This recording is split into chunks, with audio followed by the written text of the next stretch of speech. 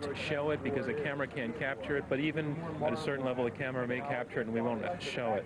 There are certain kinds of close-ups that we won't show. There are certain blood spatters, dead children that we don't show people, partly because it violates sort of long-standing practice. Don't put gore on television. The coverage of the Gulf Wars lacked more than gore. Context and background were missing, like the role the U.S. played in putting Saddam Hussein in power and arming him for years.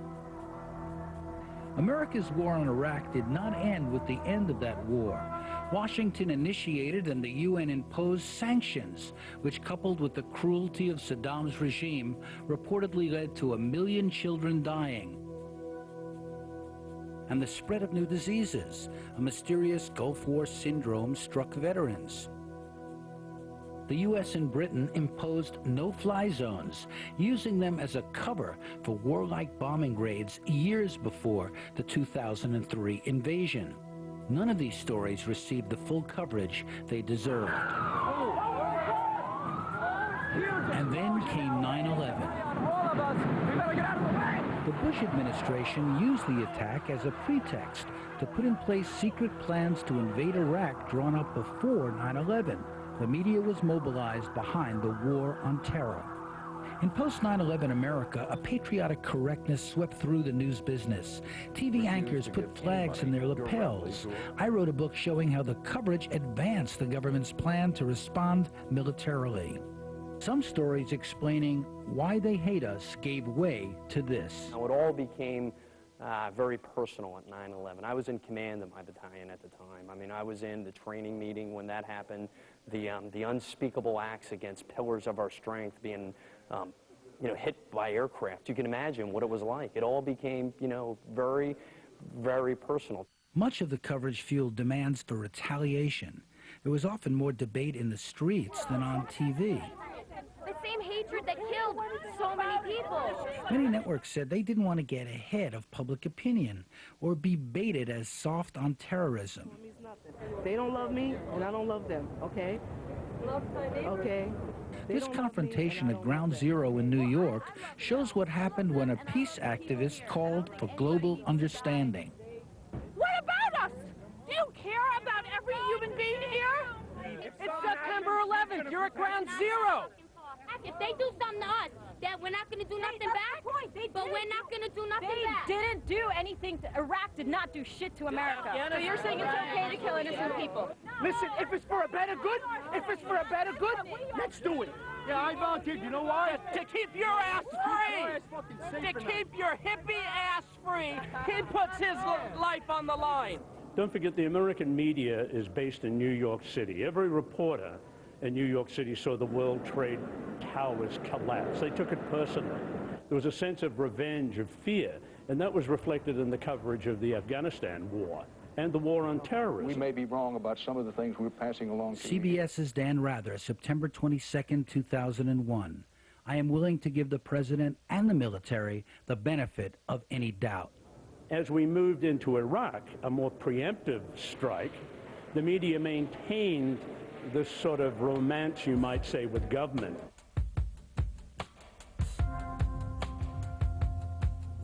But the fact that they allowed the Bush administration to manipulate the truth so grossly and so nakedly in the run-up to the war made the war possible. The United States of America will not permit the world's most dangerous regimes to threaten us with the world's most destructive weapons. All the while, Washington insisted Iraq had to be disarmed, that it had proof that Saddam had weapons of mass destruction that threatened the world. Saddam Hussein recently saw significant quantities of uranium. The demonization of Saddam Hussein went on for 5 months. During the run-up, American media outlets, including most TV networks and the New York Times, relayed the administration's spin on the threat posed by Iraq without much question. Without their cheerleading, there could have been no consensus for war. In May 2004, the New York Times acknowledged its pre-war reporting had been deeply flawed. A Times editor called it an institutional problem, indicting editors and reporters who, quote, coddled sources and practiced hit-and-run journalism. He admitted that America's self-styled newspaper of record had not just reported the story but become part of it. Quote, covering the war was not the Times at its best. Only now, of course, we're learning so much of the stuff that we simply assumed must be accurate. It wasn't accurate at all. The ombudsman of the Washington Post later admitted, it's clear now that the press as a whole did not do a very good job in challenging administration claims.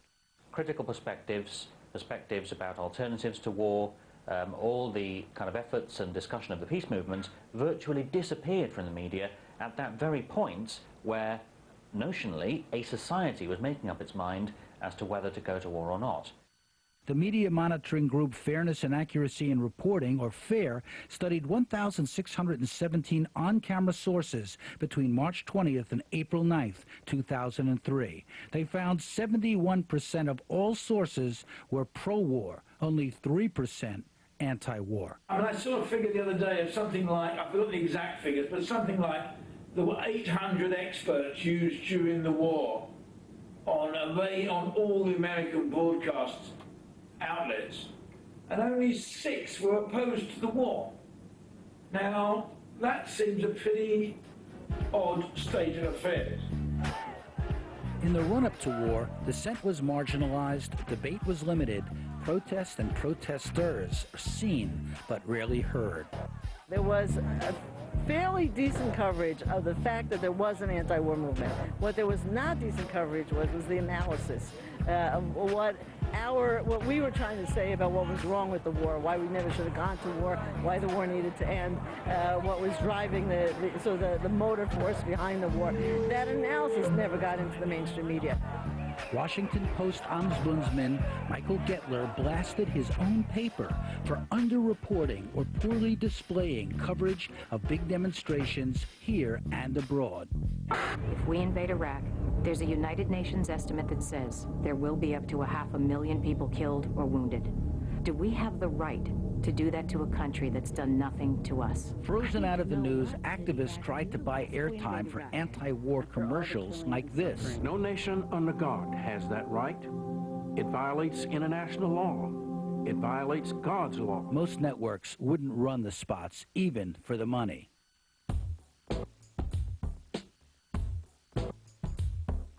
Many activists soured on mainstream news, turning to hundreds of internet sites. They also turned to foreign TV outlets, especially the BBC. Iraq, Saddam. Iraq, Iraq, Iraq, Iraq, Iraq, Iraq, Saddam. Iraq.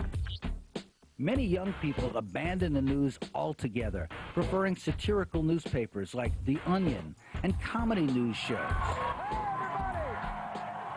Many turned to alternative and independent media. It's up to the media to challenge those in power, not to cozy up to power. So you have this media that's embedded now in the government, in the military, and yet at the same time there's hope because there is a response to that, and that is the independent media movement in this country.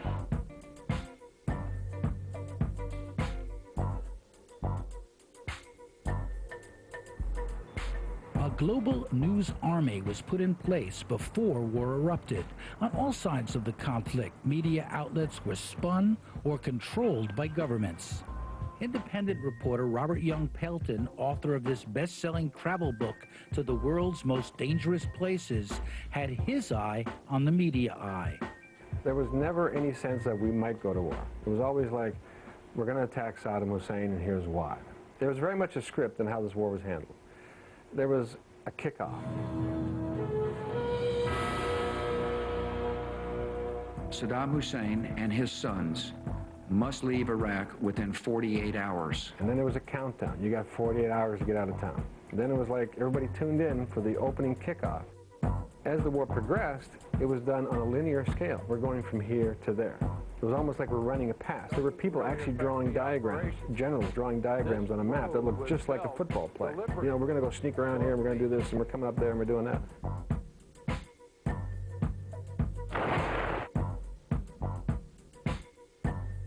This sports metaphor offered a simplified narrative, mimicking a familiar TV format. When Pelton was delayed getting into Iraq, his focus became the press.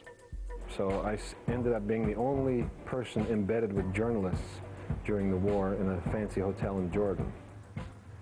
Right now there's apparently 4,000 journalists everywhere from Kuwait to Baghdad to Jordan to Syria to Turkey, all waiting for the war to start. And some of these people have been sitting around for 9 weeks. They lived in very nice hotels. They were all on expense accounts. They met at the bar every night. They worked 24 hours a day.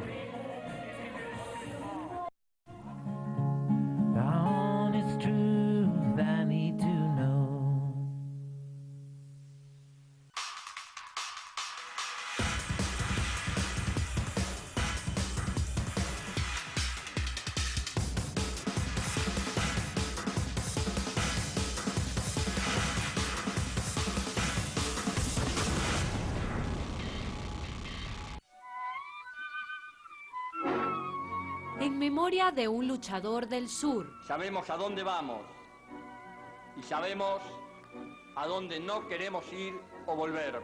Telesur presenta la vida de uno de los hombres que cambió la historia contemporánea de Argentina. Le quiero decir qué es lo que sentimos que somos. Hombres comunes con responsabilidades muy importantes. Esperemos estar a la altura de la historia del tiempo. Muchísimas gracias. Gracias por estar. Después de Dossier, programa especial, Kirchner, el retrato de un presidente. Hoy, solo por Telesur.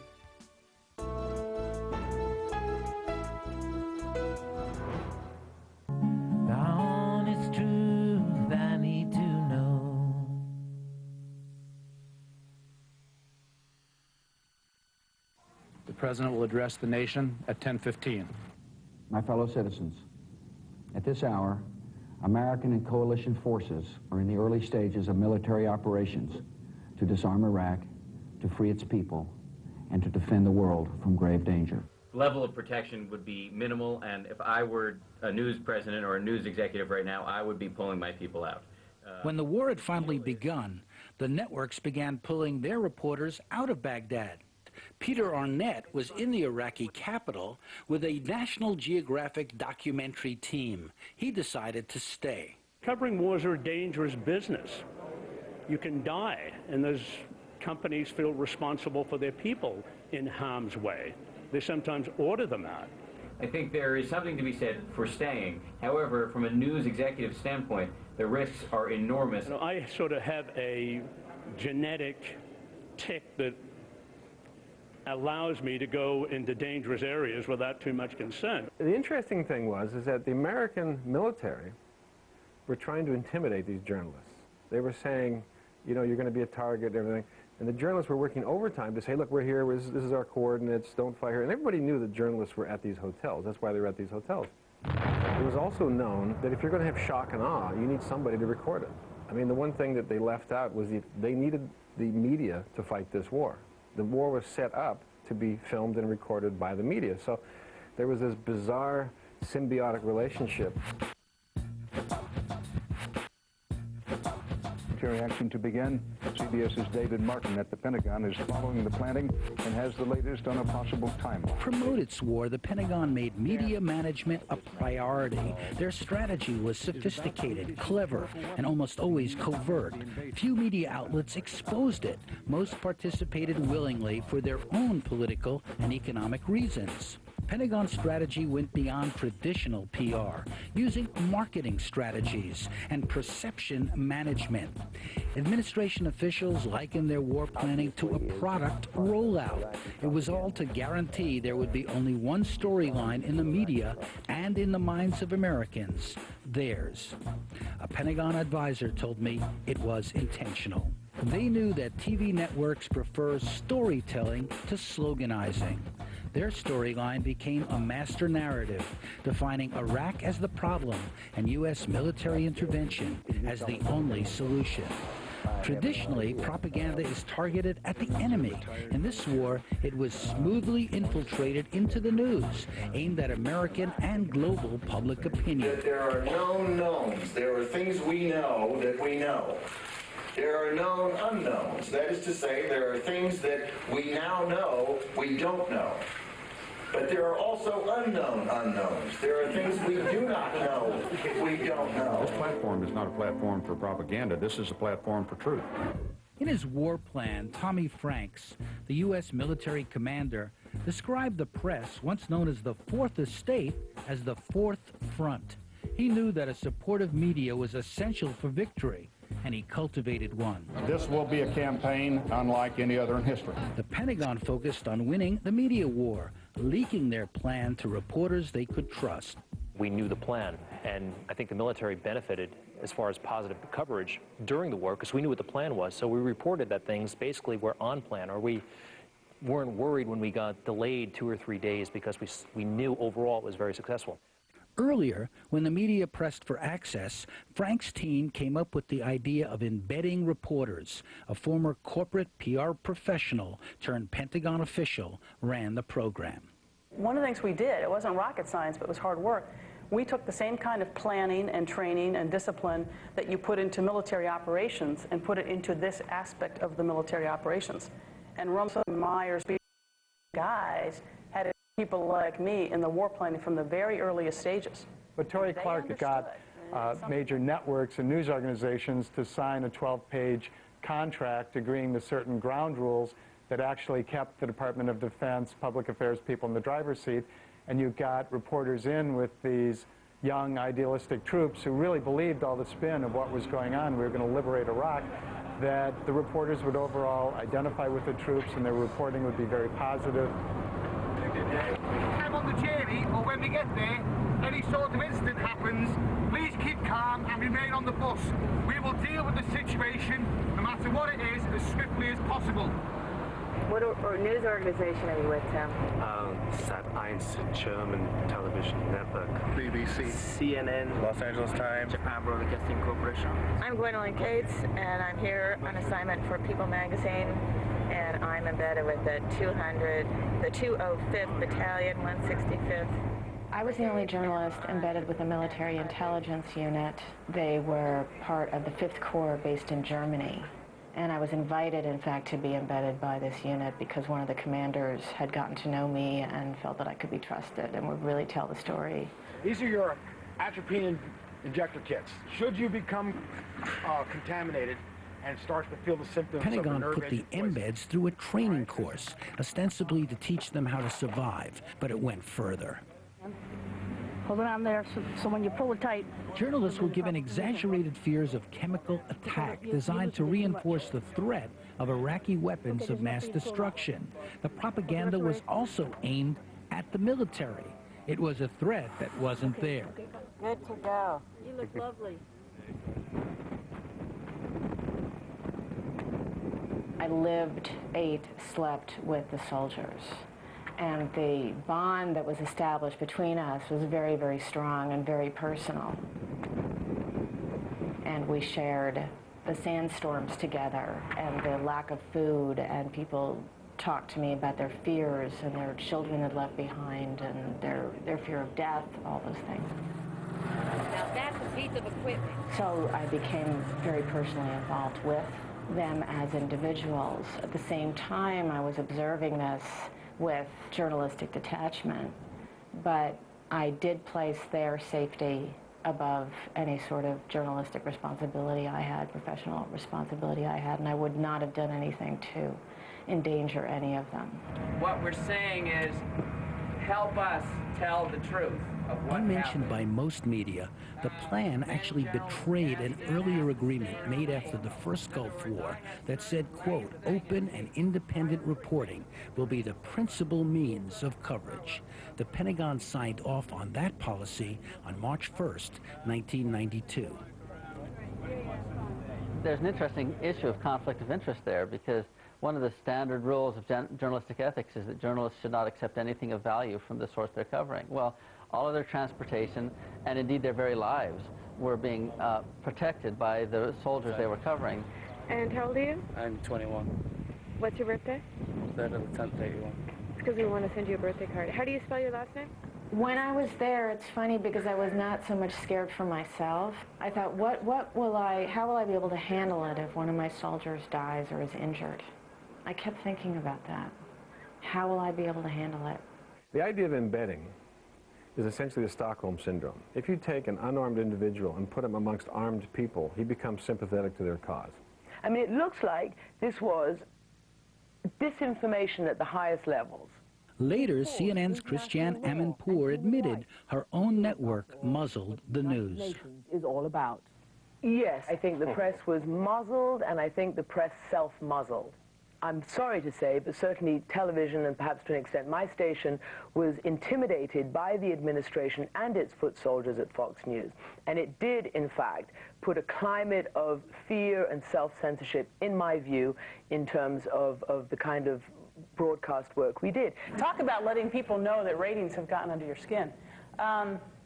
Nothing could be further from the truth, obviously, and I'll let the news media defend themselves, but I promise you 5, 10, 15 years from now, people who study these things will say, you never saw such real, you never saw such accurate, you never saw such hard-hitting coverage of military conflicts. A week later, CNN hired the Pentagon's media flack, Victoria Clark, as an on-air contributor. It seems the gunfire has been coming from the police station down here. And I think a lot of journalists did lose courage. A lot of embed journalists did lose their ability to be critical, to emphasize the fact that there may be problems going on here because they didn't want to be kicked off the team. They wanted to stay embedded. Once this war started, we wanted the United States to win.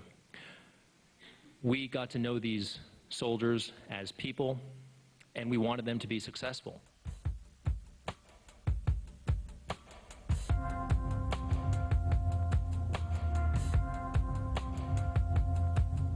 Telesur sigue develando la realidad de la migración latinoamericana a los Estados Unidos. ¿Alguien falleció? Somebody died.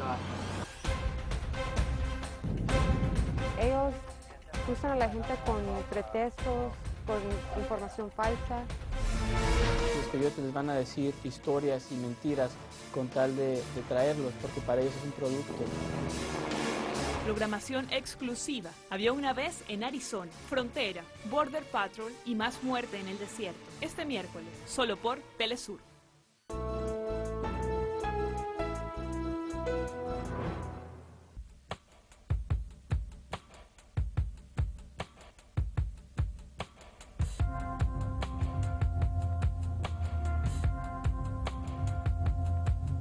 If the Pentagon had an agenda, the networks had one too, and it went beyond attracting audiences. War is one of those action-oriented spectacles that TV news lives for and thrives on in a post-journalism era. All the networks wanted to have was a countdown to war. If you looked at every single network, it was virtually indistinguishable. 48 hours to war, dun, dun, dun, dun, dun, showdown to Saddam. With encouragement from the Pentagon, the news networks fashioned their coverage to maximize production values, to make it exciting. Time magazine called the approach militainment. Journalist Robert Pelton describes how it was done. I was in some of the initial phone meetings between New York and the people in the field, and this was being set up like a movie shoot. There was a channel called Best of the Bombs, and this is exactly what it was called, Best of the Bombs. And every piece of good footage from any network would be tossed onto this feed. It's a satellite feed. So if you're doing a story about, hi, I'm standing in the middle of nowhere, and let's roll to the footage, you would have this feed that had only good explosions. Secondly, they told people to take your camera off the sticks. We want to have that cinema verite look. You know, move it around, move it around. We want to see where you are. We want you to walk and talk and make people feel that you're in the middle of something. This is true. A Defense Department memo urged military commanders to encourage action coverage. Quote, use of lipstick and helmet-mounted cameras on combat sorties is approved and encouraged to the greatest extent possible. If you were to pick a generality, they were there for the big story. And keep in mind that Iraq is unusual because in the early days of CNN, one of the most memorable images were people like Peter Arnett sitting on a rooftop calling the war like a football game. This is the 6th cruise missile to have come over our heads in the last half hour. But the entire population of the planet focused on one journalist. So this was a wet dream for any journalist that went to Iraq, to be in that spot for a well-known predicted war to happen. If you're the guy holding that microphone and that thing happened behind you, that's what you're known for. Over there, you can't see it around the edge of this building. You're not known for careful research, for, you know, it's the face. It's all about the face. And where that face is a measure of who you are. So they were looking to get bullets flying, bombs going off, and that microphone and then face on TV. And that's what generates money. I mean, you look at who moved up the food chain in the journalism world over the last 4 or 5 years. You have basically two fast tracks. You have entertainment or war. And entertainment, who cares? If you're a journalist reader, you focus on wars. The networks worked overtime to produce so-called video enhancement elements, like graphics, promos, and special music. I want you to know Eyewitness News is there. We're working on the front line. Overseas. They were preparing for what they called news immersion. Their war was for ratings and revenues. Even as the military encouraged action coverage, Pentagon advisor John Rendon recognized the dangers. There's a convergence of content. News, information, and entertainment needs to be separated. Right now, there's a blurring of the lines on all three. And if you can think about it just in terms of how music comes up underneath news pieces as a form of dramatization, it changes the dynamic. And if the vehicle that delivers this information is all the same, then the viewer, the listener or the reader will find a hard time distinguishing between the three. The war you saw depended on where you lived. The Arab world saw a different war than the one we did. I would flick English, Arabic, Arabic, English, and you'd be comparing and contrasting stories and just seeing the angles and what was being said. Because ultimately, you get different stories from the different perspectives. On the Arabic TV stations, I would see what war is really like, the blood and gore, the mess that really happens when a bomb hits a building. 10% are so-called dumb bombs, 90%. On CNN, you would see more of the strategic stuff. People have to take responsibility. There is a moral responsibility. I think journalists have to take more of that burden, more of that responsibility. It is your profession, your chosen profession after all.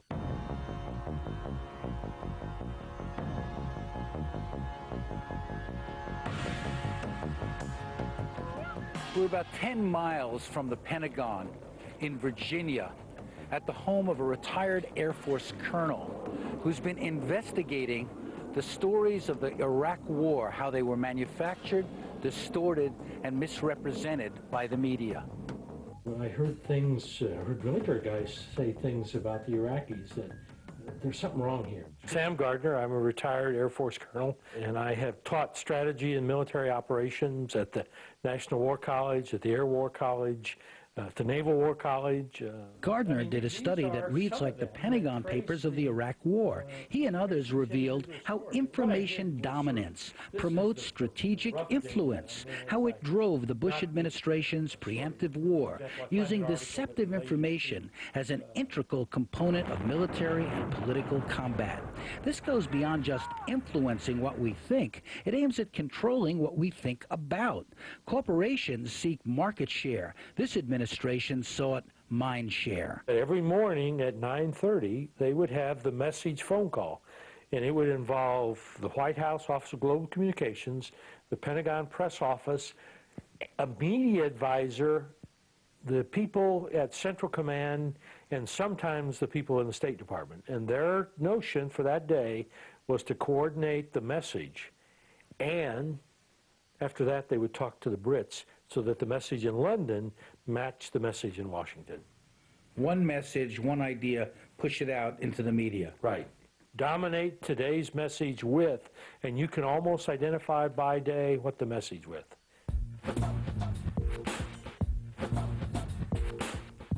Every day there was live coverage from the Pentagon's high-tech media center in Doha, built by a Hollywood set designer.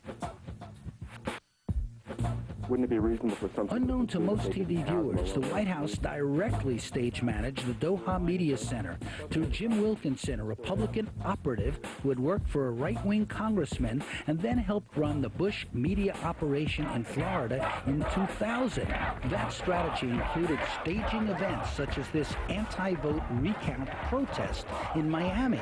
It looked like a public protest, but it was actually led by right-wing campaign staffers.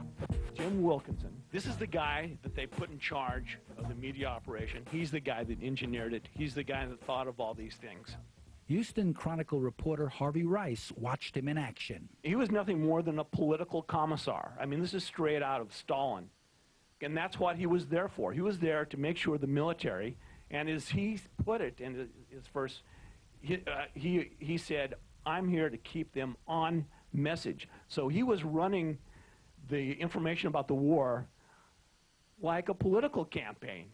After the war, Wilkinson was brought back into the White House and then picked to run media at the 2004 Republican convention. A missile attack on a residential section of Baghdad that killed 14 civilians. Can you confirm that? So we think it's entirely possible that this may have been, in fact, an Iraqi missile that either went up and came down. War watchers may remember media writer Michael Wolff challenging media briefers at the Central Command. Which is, why should we stay? What's the value to us for what we learn at this $1 million press center?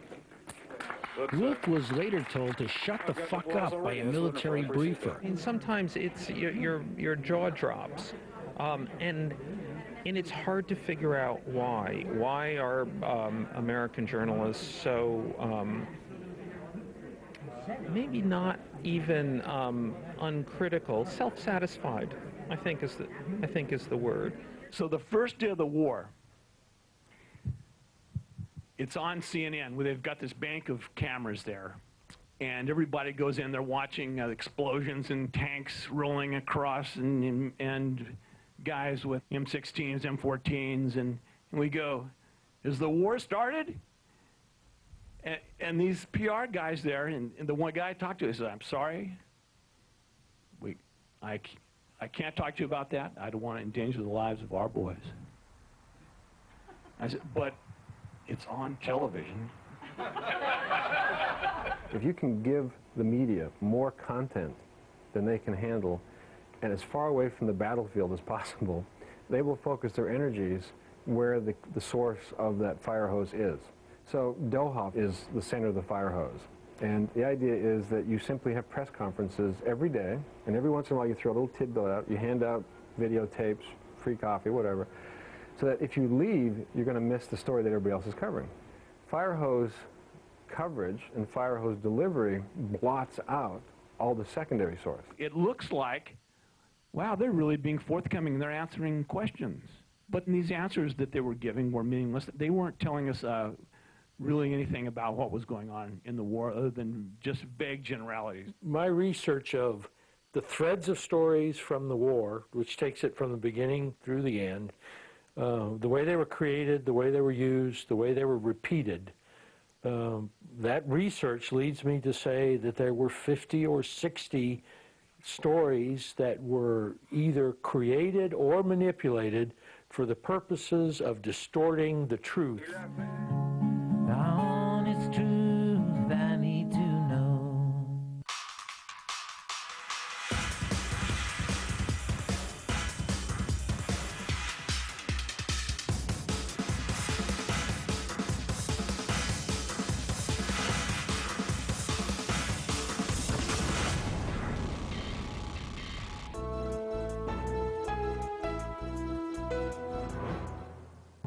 Down it's truth I need to know.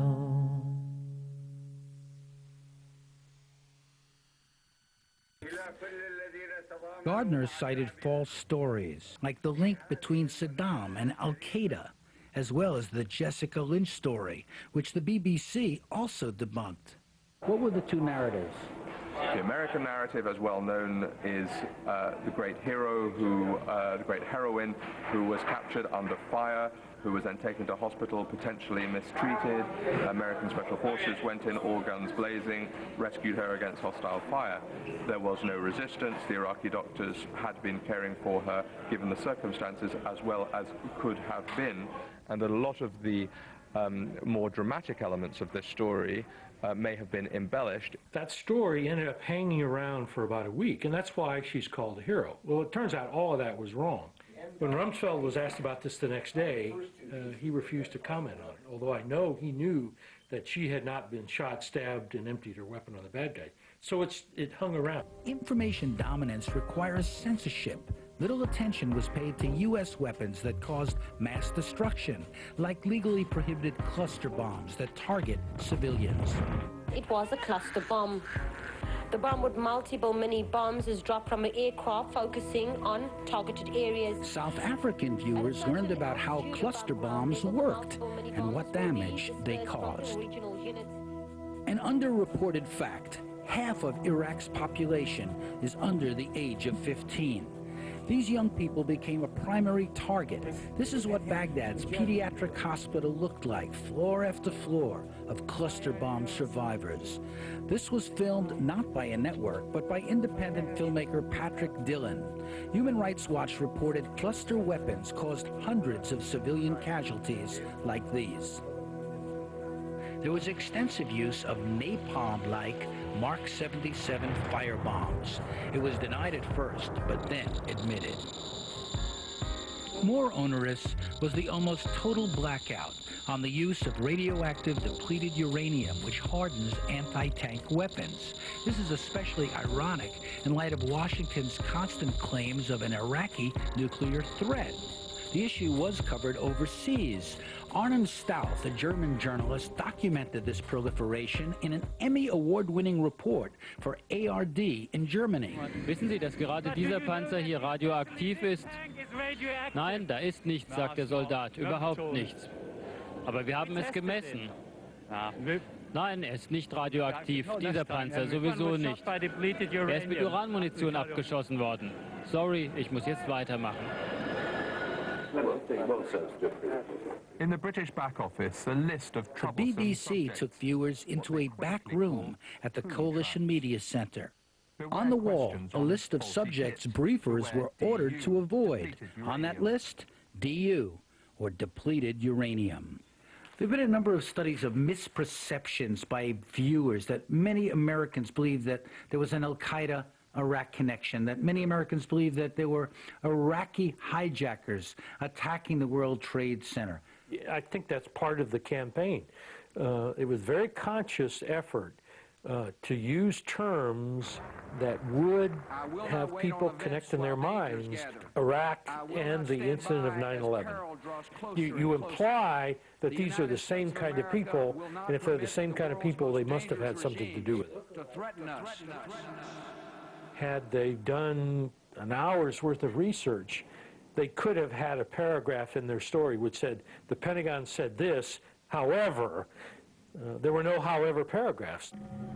The new information dominance strategy worked thanks to advice from marketing experts, Hollywood producers, and communication specialists like John Rendon, who were monitoring the media worldwide. Their job was to keep the public well propagandized. Is that there were 5 wars in Iraq.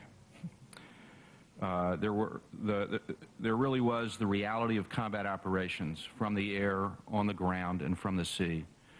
The second war was the war the United States saw. The third war was the war that Europe saw.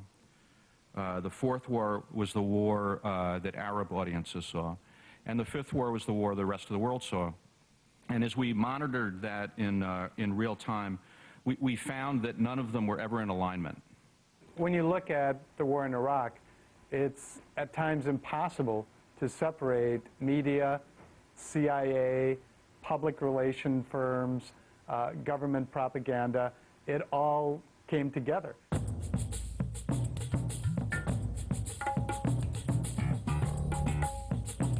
What is the problem here, Danny?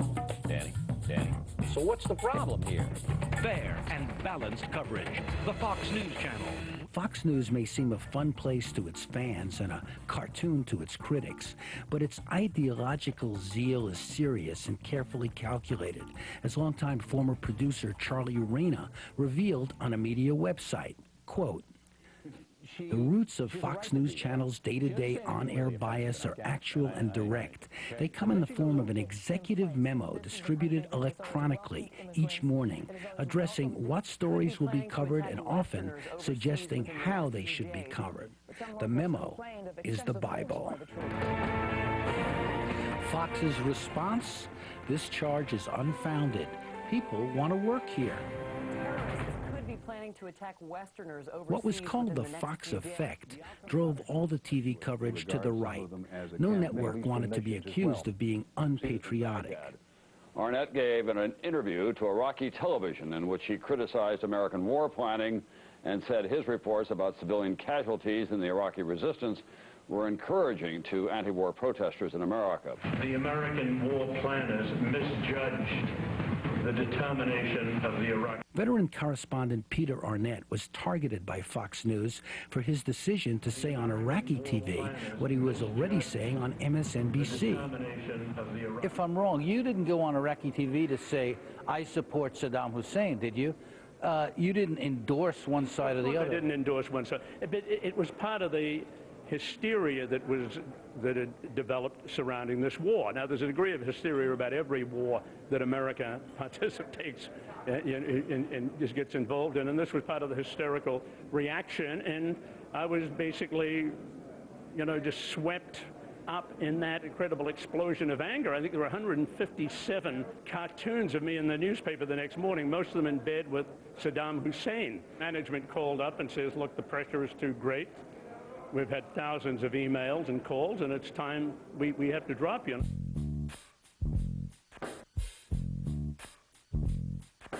What I've learned, and has gone unreported until now, is that those emails were not from the public at large, but part of an orchestrated campaign by Free Republic, a right-wing online network.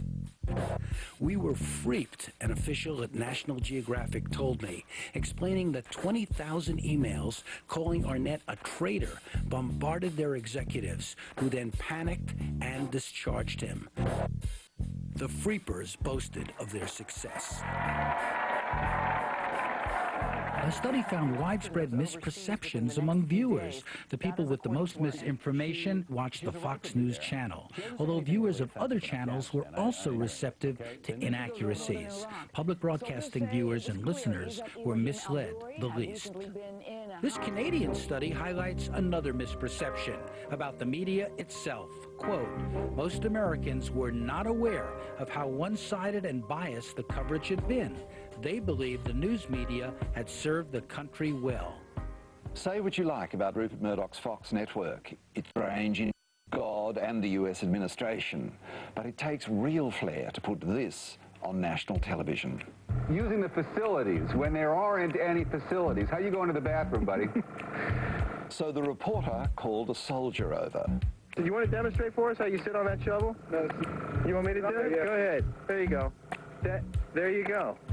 Isn't that something? Nothing like this has happened. The war in Iraq continues, and no one takes you closer than CNN.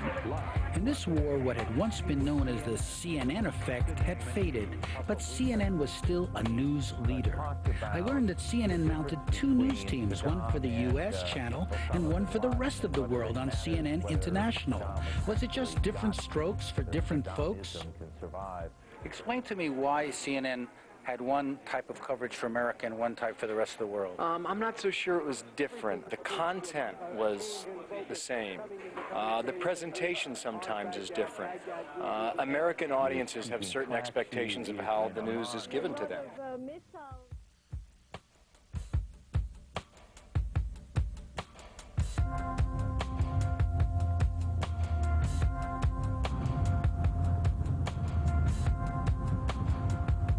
In just 3 weeks, the U.S. military seized Baghdad with a small army of journalists tagging along. Robert Pelton, operating unilaterally now, observed the network news operations.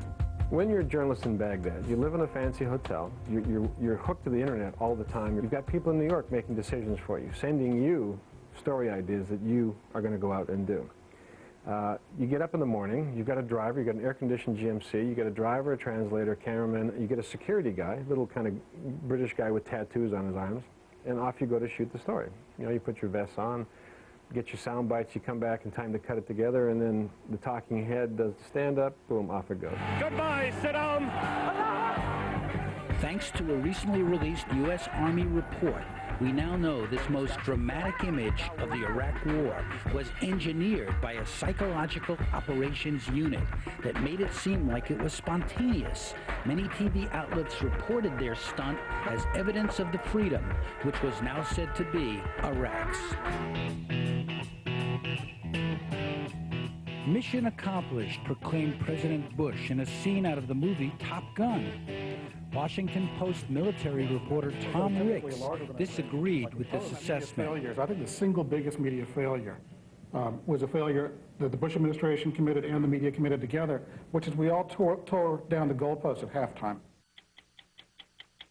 This is a picture of an Iraqi prisoner of war.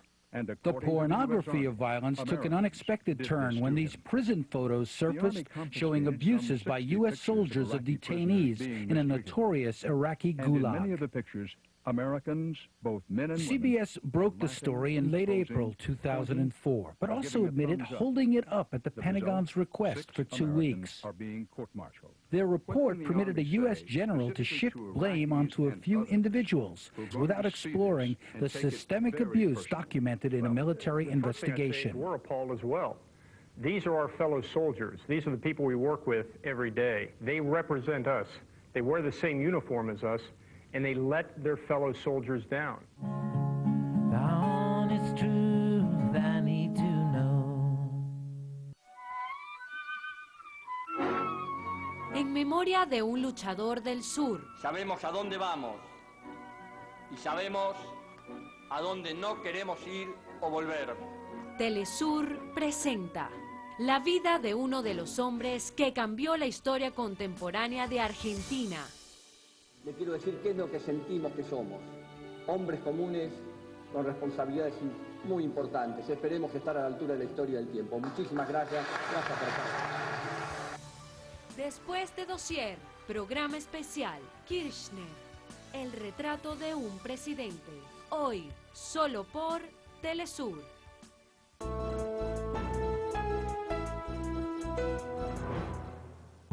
The honest truth I need to know.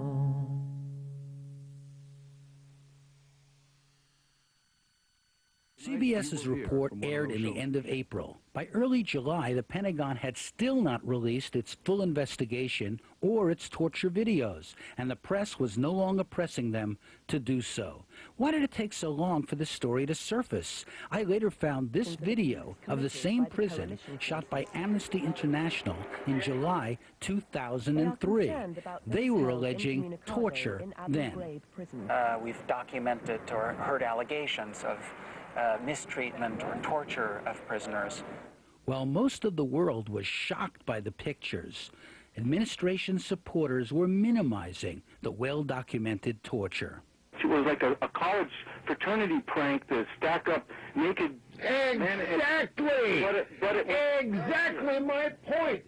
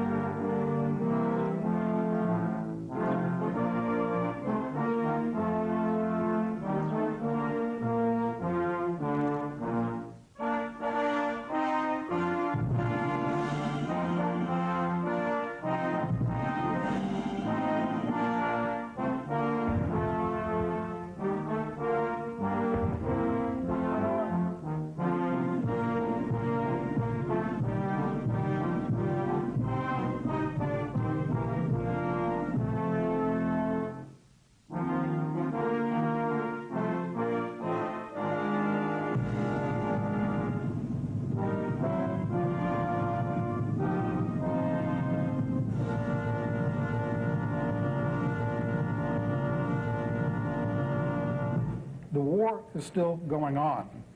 Its outcome is still undetermined. The United States has not won this war.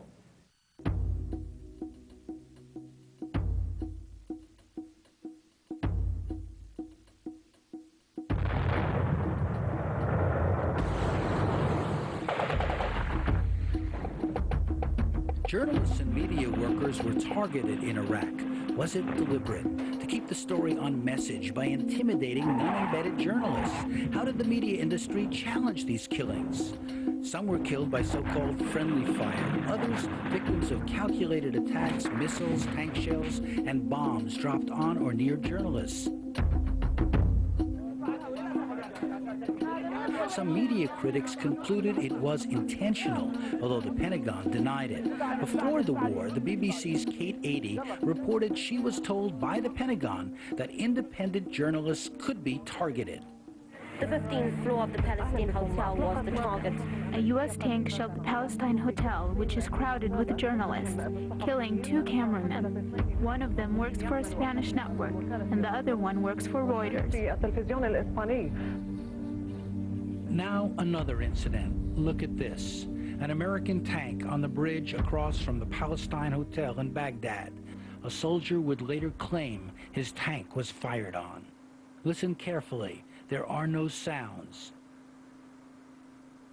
We moved to the Palestine Hotel because the Pentagon asked our organizations to let us leave Rashid Hotel because it was a target. And when we moved to the Palestine Hotel, our organization told the Pentagon that we were at the Palestine Hotel. So did every news organization. Again, minutes later, no sounds were heard, no one firing at U.S. soldiers. Suddenly, without provocation.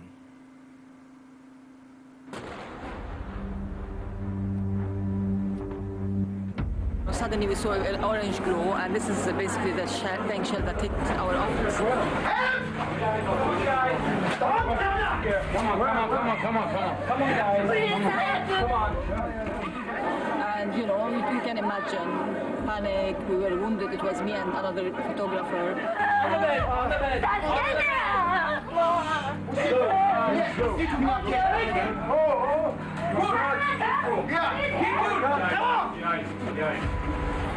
No, put this in. Oh my God. Are you okay?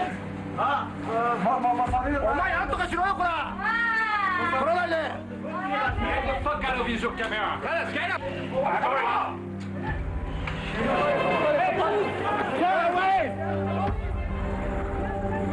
I can't imagine that they would target journalists, you know. I couldn't believe why would they targeted us, you know. What have we done to them?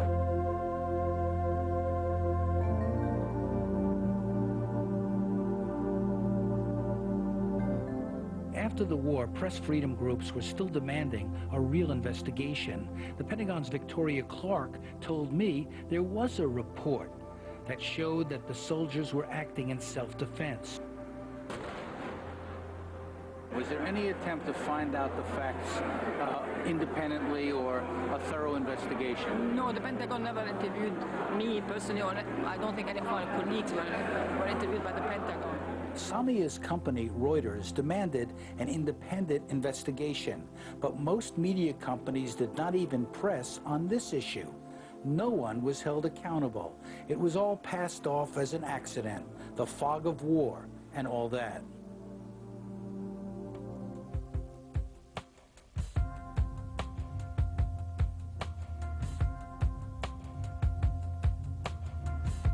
Our system of broadcast media is regulated by the FCC, a government agency originally set up to protect the public interest.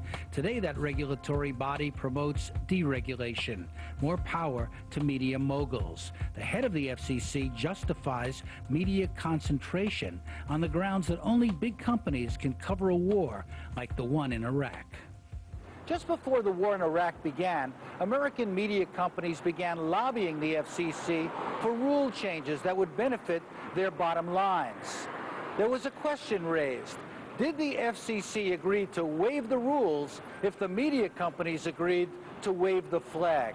You don't go in and report critically on an administration that you hope will give you billions and billions of dollars in new policies. We've been in this business long enough to be very careful, but I'm sure they were working for a deal, and we're hoping that being supportive of the war would get them the deal. Remember what Rupert Murdoch did when he was in China. He was the only one defending China, despite all the abuses of human rights, because he was working on a TV deal with, which he eventually got in China. The reason the coverage, in part, was so tepid, was so timid, was because these same media companies like News Corp, Fox, GE, NBC, Viacom, CBS were trying to curry favor to win the support of the Bush administration for this huge giveaway on media ownership. This is not something that happened yesterday. It didn't happen overnight. It's been going on here in the United States for about 2 decades at least. And it's been a process. It's been an organized, concerted, thought-out, well-planned, and well-executed process. I, Ronald Reagan, do solemnly swear that I will... Going back to the Reagan administration, flowing through the first Bush administration, and now being picked up successfully so far by the second Bush administration. Power generally, not just media power, power tends to go with power. Primarily, they want to support whoever's in the White House. They want to support government. They want to support other large corporate interests. They don't want to rock the boat, generally. This is a plan. It's a plan. It's not serendipitous. It doesn't happen accidentally. It's what they want. They want to be able to control the political discussion. Who was the FCC commissioner with whom they were trying to curry favor, who was acting on their behalf during this period? It was Michael Powell, the son of Colin Powell. The evils of media consolidation will never get past our fortifications. I mean, I think it was very clear that the major media companies in this country had business before the government. Boom. It's a conflict of interest. Should they, use Moab, the mother of all bombs? 10% are so-called dumb bombs. Target Iraq. There is, of course... The coverage of the war for Iraqi freedom undermined our own freedom, especially the right to know. It sold us a war in the guise of reporting it. Impressions substituted for fact, and news saturation promoted fear and the sense that unilateral invasion was the only option. While it hasn't been found, it's still there. The challenge is what to do about the pervasive media irresponsibility we saw in this war. Media hasn't really been taken to task at all. There is no global watchdog that's saying, you didn't do your job well. Media people seem to be more comfortable repeating the words of politicians, repeating statements that come out in press, etc., than actually probing and trying to find out what it really means. Is it true? Is it true? Just as there's an investigation now into the failure of the intelligence community, we need an investigation into the failure of our journalistic community. It's one thing to talk about this war, but as you look to the future, if you didn't like this, you're really not going to like what's going to come down the road the next time. Can we fight back against deceptive news and massive media concentration? Can we fight back against jingoism posing as journalism? Can we afford not to fight back? I joined the media to spotlight the problems of the world, came to see that the media is one of those problems. I believe in freedom of the press, but not just freedom for those who own the press. What can we do to hold the media more accountable? Think about it. Now I've had my say. It's your turn. The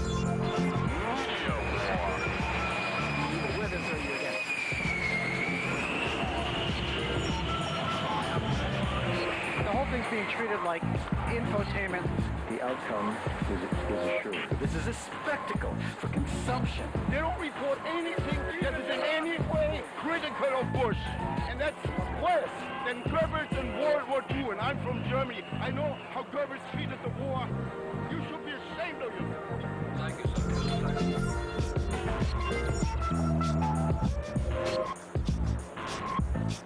Resounding applause.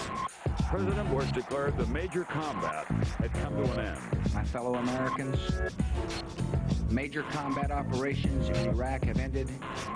In the Battle of Iraq, the United States and our allies have prevailed.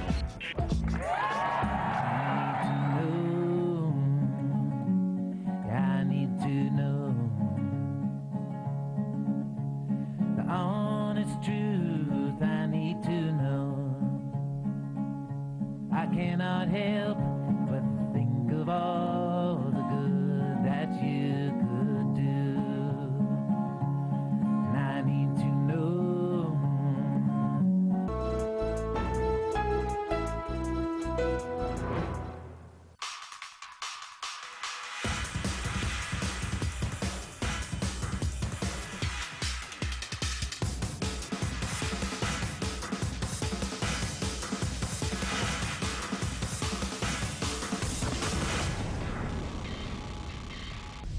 Si le interesa lo que sucede en Latinoamérica y el mundo, cada día Telesur le ofrece Agenda Abierta.